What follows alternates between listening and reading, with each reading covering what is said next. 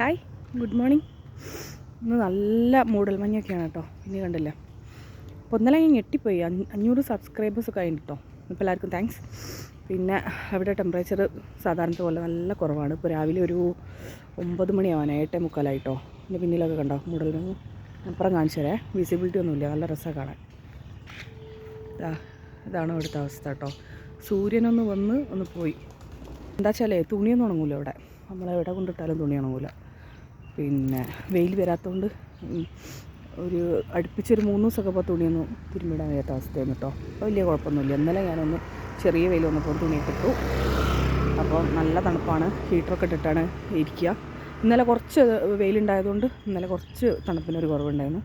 ഇന്നിപ്പം എനിക്ക് തോന്നുന്നു നല്ല തണുപ്പാവുന്നു. അപ്പോൾ രാത്രി എന്താ അറിയില്ല. ഇവിടെ ഫോഗിൻ്റെ വാണിംഗ് ആട്ടോ വരും. നമ്മളെ നാട്ടിലൊക്കെ ഓറഞ്ച് അലേർട്ടൊക്കെ മഴയ്ക്കൊക്കെ വരൂലേ, അതേപോലെ ഇവിടെ ഫോഗ് വാണിംഗ് ആണ് ഇപ്പം കുറച്ചായിട്ട്. ഫോഗ് വിസിബിലിറ്റി ഇല്ല എന്ന് പറഞ്ഞങ്ങാണ്ട്. അപ്പം സ്കൂളൊക്കെ മിക്കവാറും ജനുവരിയിൽ അടയ്ക്കേണ്ടതാണ്. ചിലപ്പം ഓൺലൈൻ ക്ലാസ്സൊക്കെ ആക്കും ചിലയിടത്ത് ഈ ഫോഗൊക്കെ കാരണം കേട്ടോ. അങ്ങനെയൊക്കെയാണ് തണുപ്പ് കാരണം. അപ്പം മോനിപ്പം ഇനിയിപ്പം എക്സാം 3-ാം തീയതി കഴിയുക. അപ്പോൾ അതുവരെ അടയ്ക്കുന്നുണ്ടാവില്ല. കഴിഞ്ഞാൽ വെക്കേഷൻ ഉണ്ടാവുമെന്ന് വിചാരിക്കുന്നു കുറച്ച് ദിവസത്തേക്ക്. ഇവിടെ നമ്മളെ നാട്ടിൽ ക്രിസ്മസ് വെക്കേഷൻ ഇല്ലേ, അതേപോലെ കേട്ടോ.